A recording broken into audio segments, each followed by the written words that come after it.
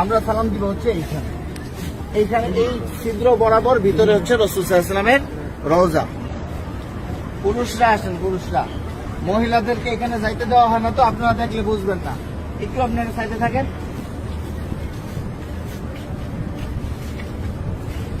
আমরা ভিতরে যাব হচ্ছে এইভাবে, আমাদের বাম দিকে থাকবে রওজা। রওজা থাকবে কি বাম দিকে। ভিতরে কথা বলার কোনো সুযোগ নাই, বেশি সময় দাঁড়ায় থাকারও সুযোগ নাই। প্রথম দুইটা ছিদ্র থাকবে, যে দুইটা ছিদ্রের ভিতরে কোনো কিছু নাই। কবরের জায়গা ফাঁকা আছে, এখানে হযরত ঈসা আলাইহিস সালাতু ওয়াস সালামকে দাফন করা হবে। ওই পাশে হচ্ছে হযরত ইমাম মাহদিকে দাফন করা হবে। তো এই যে প্রথম দুইটা ছিদ্র ফাঁকা, এখানে অনেকে দেখবেন সালাম দিতেছে, ভিড় লেগে আছে। এখানে সালাম দিব না, আমরা সালাম দিব হচ্ছে এইখানে। এইখানে এই ছিদ্র বরাবর ভিতরে হচ্ছে রাসূল সাল্লাল্লাহু আলাইহি ওয়াসাল্লামের রওজা। এই জায়গায় সালাম দিব, দেখবেন যে এরকম যেই ছিদ্রটা, এইটার সাথে কিন্তু কোনোটার মিল নাই, ঠিক আছে? এই বরাবর নবীজিকে সালাম দিতে হবে। রাসূল সাল্লাল্লাহু আলাইহি ওয়াসাল্লাম এখানে জীবন্ত অবস্থায় শুয়ে আছেন, ডান কাত হইয়া, নবীজির মাথা এদিকে, পা হচ্ছে এদিকে, ঠিক আছে?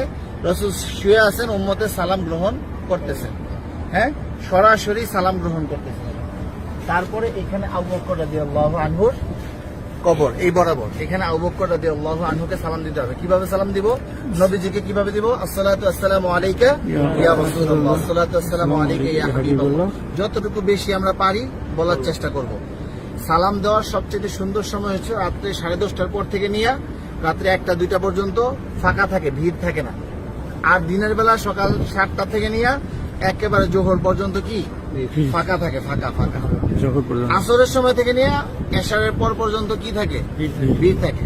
যত বেশি পারেন নবীজিকে সালাম দিবেন।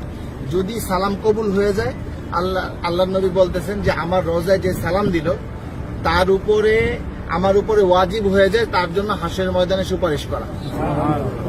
আমার সালামটা যদি গ্রহণ করেন নবীজি, তাহলে আমাদের এটা নাজাতের উসিলা হয়ে যেতে পারে।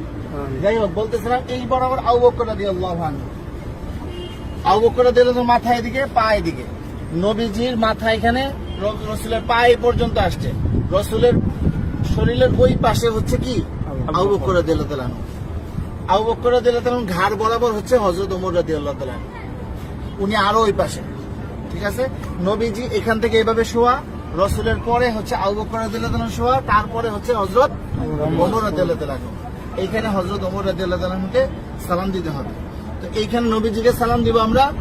আর রাসূলকে অনেক মানুষ আমাদেরকে বলছে না সালাম দেওয়ার জন্য, তো আমরা নিয়ত করব যে আমাদেরকে যত মানুষ সালাম দিতে বলছে তাদের সকলের পক্ষ থেকে সালাম, আসসালাতু আসসালামু আলাইকা ইয়া রাসূলুল্লাহ, ঠিক আছে?